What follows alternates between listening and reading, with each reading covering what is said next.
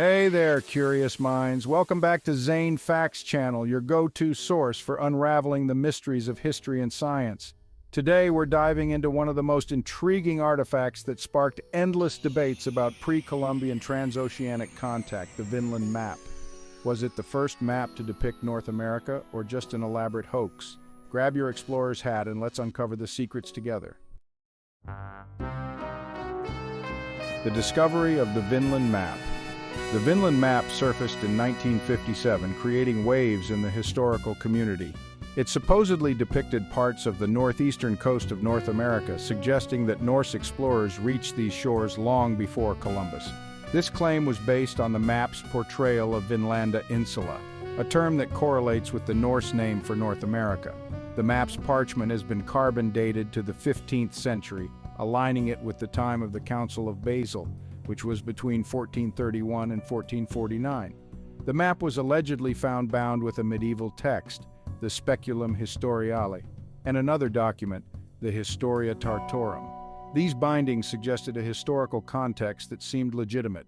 The map depicts three key areas: Europe, Africa, and Asia, in a somewhat familiar medieval style, but it also includes the Atlantic Ocean and, intriguingly, lands beyond, including Vinland. This feature alone set it apart and made it a subject of fascination and skepticism alike. The map's contents and readings. The Vinland Map is fascinating for several reasons, not least of which are its unique details and depictions that differentiate it from other medieval maps. Let's dive into some of the notable aspects. Detailed examination of the map. The map depicts a landmass labeled Vinland Insula to the west of Greenland. This is purportedly Vinland, which Norse sagas describe as a region rich in resources and more temperate than Greenland. The map shows a detailed depiction of Europe, parts of Asia, and Africa, but it stands out because of its inclusion of Vinland. The Vinland area is drawn with a shape that somewhat matches the northeastern coastline of North America. This specific depiction has driven much of the debate around the map's authenticity and its implications. Unlike other medieval maps, the Vinland Map lacks extensive ornamentation.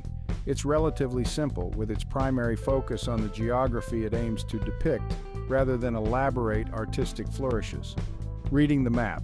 The map shows Europe, Africa, and parts of Asia in medieval style, but also includes the Atlantic Ocean and the lands beyond, including Vinland. It indicates a conceptual understanding of the world that includes lands beyond what was traditionally accepted in medieval Europe.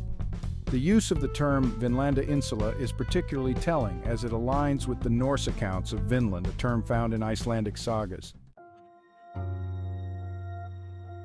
The historical context of the map. The map's parchment has been subjected to numerous scientific analyses. Carbon dating of the parchment places it in the 15th century, specifically around the time of the Council of Basel, which lends some credibility to its age. However, the parchment's age does not necessarily confirm the map's authenticity, since the ink and the drawing could have been added much later. The Council of Basel was an important church council that took place between 1431 and 1449. The timing is significant because it was a period of considerable scholarly activity and the production of many manuscripts. The inclusion of Vinland on this map suggests that knowledge of the Norse explorations, specifically those of Leif Erikson, may have been more widespread than previously thought. The map's depiction of a new landmass indicates that medieval Europeans may have had some awareness of lands across the Atlantic well before Columbus's voyages. Norse explorations and the Lance Ox Meadows.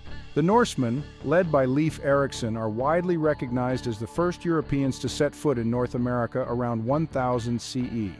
The archaeological site at Lance Ox Meadows in Newfoundland provides solid evidence of Norse settlements, supporting the idea that Vikings reached the New World long before Columbus. The story of Norse exploration is well documented in the Icelandic sagas, particularly the Saga of the Greenlanders and the Saga of Eric the Red. These texts describe how Eric the Red founded the first Norse settlements in Greenland, and how his son, Leif Erikson, journeyed further west to discover a new land, which they called Vinland. According to the sagas, Vinland was named for its abundance of wild grapes, which would have been a significant and attractive resource for the Norse settlers. The site at Landsog Meadows, discovered in 1960, is considered the only confirmed Norse site in North America. This site includes the remains of Viking-style buildings and artifacts, which align with descriptions found in the sagas.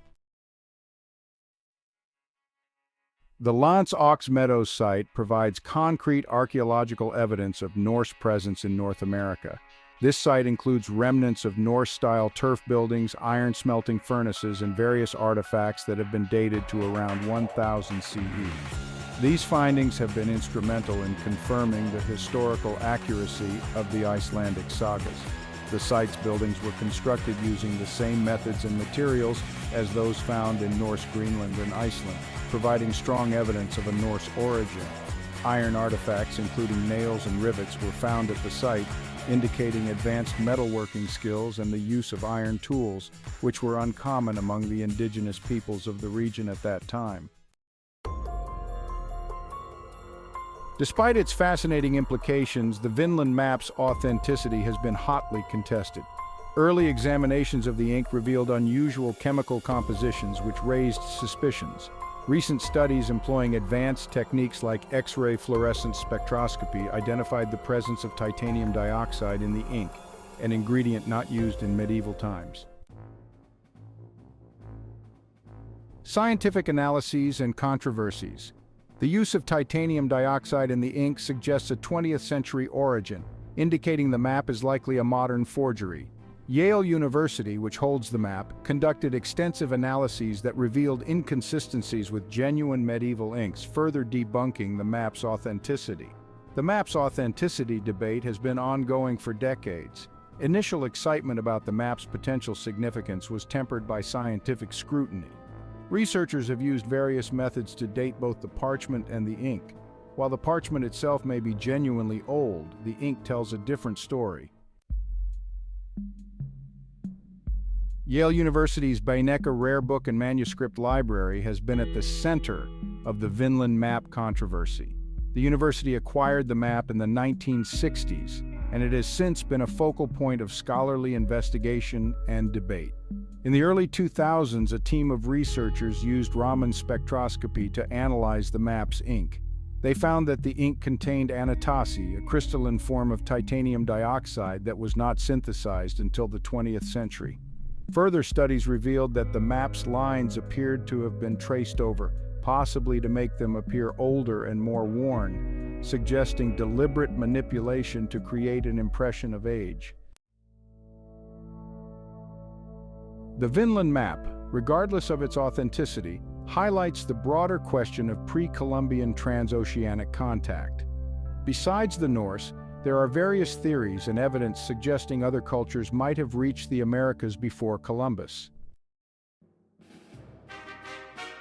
Several hypotheses and pieces of evidence suggest that other cultures may have had contact with the Americas before Columbus's voyages in 1492.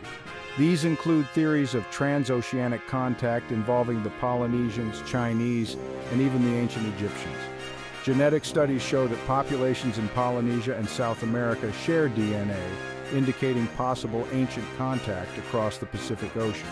The sweet potato, native to South America, was found in Polynesia long before European contact, suggesting it was transported by early voyagers.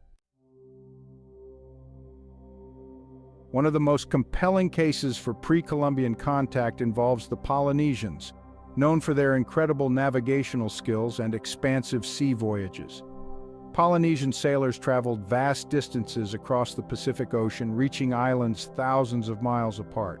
The Polynesians used sophisticated navigation techniques relying on stars, ocean currents, and wind patterns, long before similar methods were adopted in Europe.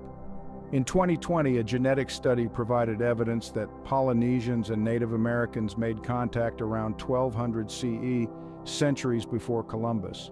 The research identified a genetic link between the Rapa Nui people of Easter Island and indigenous populations in South America, suggesting intermingling and cultural exchange.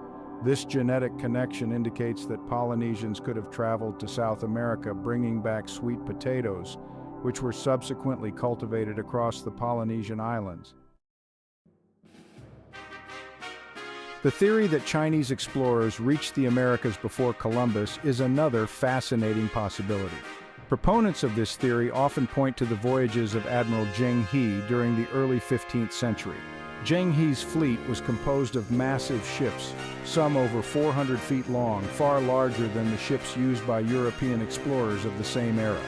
In his book 1421, The Year China Discovered America, author Gavin Menzies argues that Chinese explorers mapped parts of the Americas before European explorers.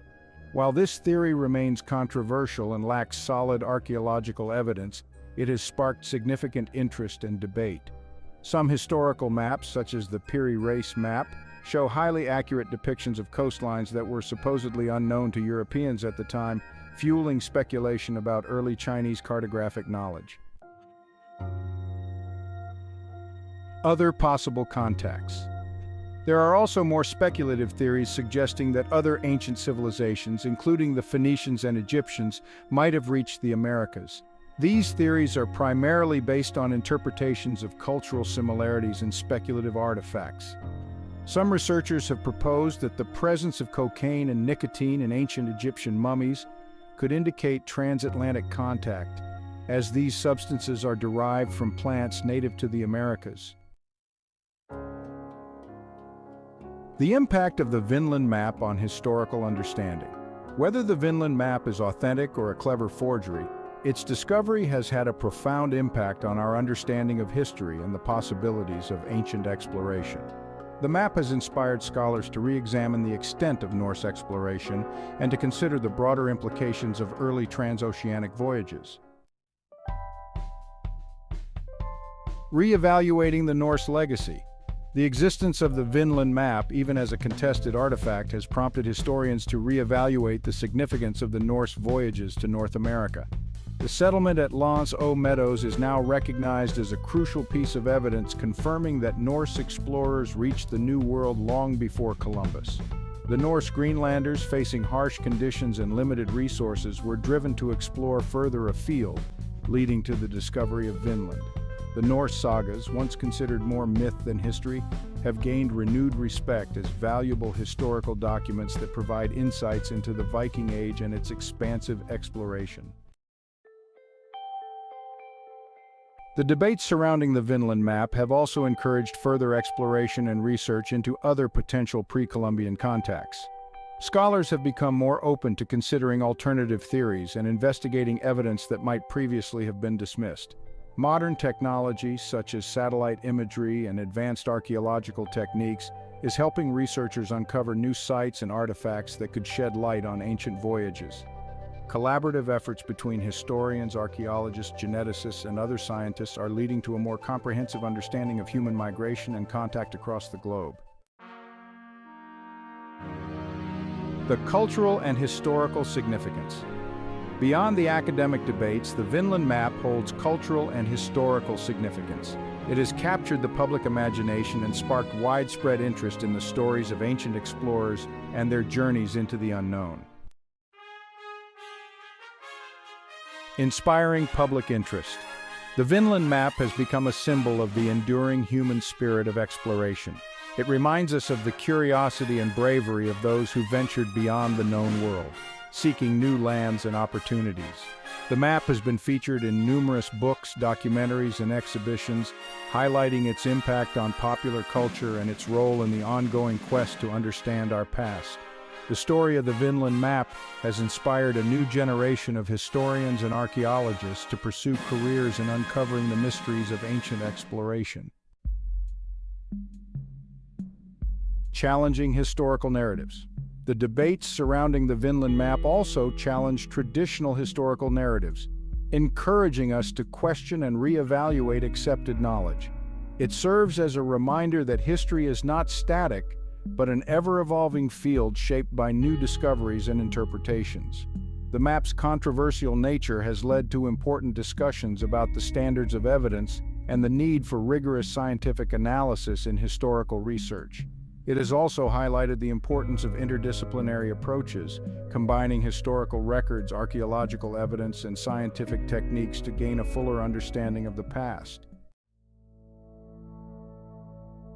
Conclusion. The Vinland Map might be a forgery, but the story it tells remains a captivating chapter in the saga of human exploration. It serves as a reminder of the lengths to which people have gone to uncover and sometimes fabricate the mysteries of our past. Did the Vikings map out parts of North America long before Columbus, or was the Vinland Map simply a clever hoax? What other secrets of ancient trans-oceanic contact remain buried in the sands of time? Join the discussion below and share your thoughts. Don't forget to like, subscribe, and hit the bell icon so you never miss another journey into history with Zain Facts Channel. Until next time, stay curious.